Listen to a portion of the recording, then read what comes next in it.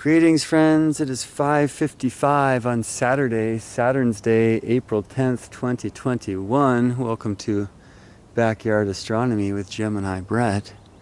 And speaking of Saturn's Day, you're staring right at the ringed one here. Who do you think the brighter being is on this side? That's the one I woke up seeing in the window. I'm gearing up real quick to run down here, show you a couple things. That's Guru, that's Jupiter. And I don't know if the camera does it justice, but it's a really amazing trip to just stare at these two. It was so awesome to have them in the same field of view like this. And there's just such a different quality of light. Jupiter much closer, much larger, of a higher albedo, a very different kind of mirror. Traditionally in astrology, the greater benefic, with Saturn the greater malefic. Oh, so that might have something to say about day and night, and that's a tale for another time. Let's stick with the astronomy, right? Isabel and her wagging tail are getting in on her in our journey today. Hey, watch out for the tripod, all right? It's good to see you. Good morning. I just want to speak quickly about some of the changes we will notice with these two over the course of time. One, Jupiter moves much faster than Saturn, right? In fact, the two were conjoined on December 21st, 2020. It's been less than 4 months, and Jupiter's already put a vast distance between the two of them.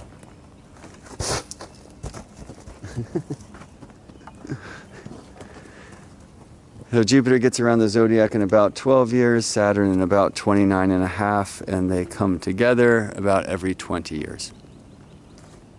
So I've been watching them for years. I've been watching Jupiter get closer and closer to Saturn, and now we will watch Jupiter get further and further away. Turn the light down a little bit here. So that's one thing I want to call your attention to. Something you can watch in the sky with your eyes, and when you do, you will understand a lot more about cycles, synodic cycles. Synod meaning meeting. So the last synod of Jupiter and Saturn was December 21st, 2020, and it's going to be about 20 years since then for them to next connect. It's always good to hear owls on Saturn's Day. We've had this barred owl in the trees nearby for the first time since we've lived in this house. It's quite a gift.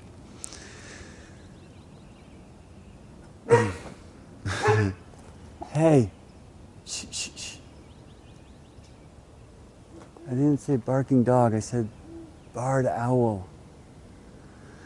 Right, where are they in the zodiac? Well, the dawn light is taking the stars from our eyes. We could look on high and connect with these bright beings up here who are at the top, Vega of Lyra, Deneb of Cygnus, and Altair of Aquila, the three that modern astronomers call the summer triangle, and the Polynesian wayfinder tradition, that's the navigator's triangle. So we can project them down to the ecliptic, but they're pretty far away.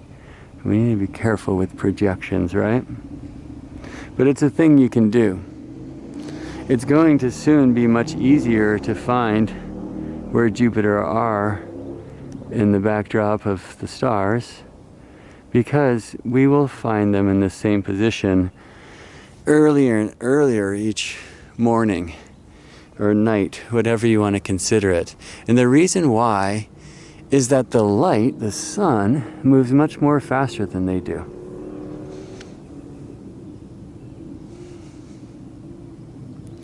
Much more quickly, moves faster, right? So right now the sun is in late degrees of Aries, basically sextile Jupiter in late degrees of Aquarius. Not quite, not yet.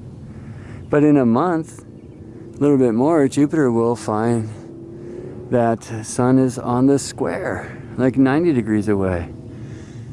And if all things were circles and other interesting astronomical factors, then planets on the square would have one reaching its height while the other rises.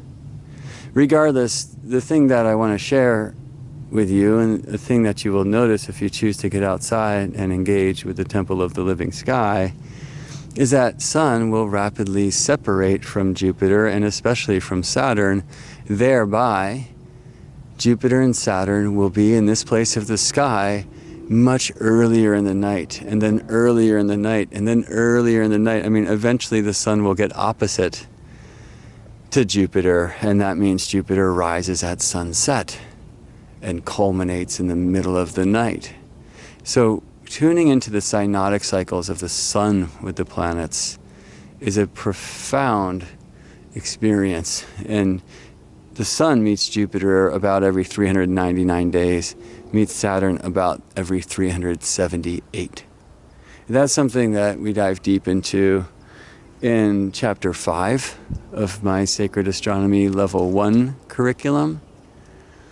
But for students who are in the course now, I want you to start noticing these things now and tracking these things now. So by the time we get to Chapter 5 in a few weeks, you've had some experience. It's not just theory. It's not just something I'm showing you with the animations or pretty pictures on the little screen. So because Jupiter and Saturn move slowly through the zodiac, this is especially true for Saturn, the slowest moving visible wanderer, Sun separates from them quickly, and therefore their phase angle changes quickly. So that's how, in a sense, we will experience them changing rapidly because of the Sun.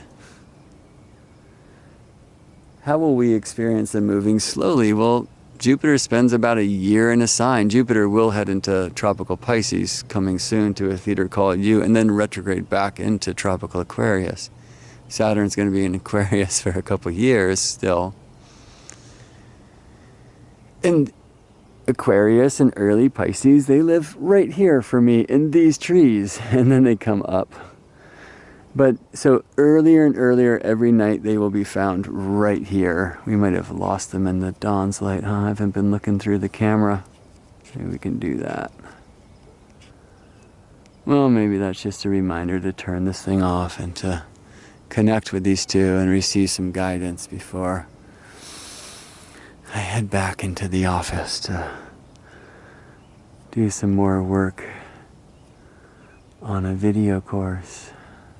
It's always good to get outside and bring the offering of our presence and ask for the presence of their offerings.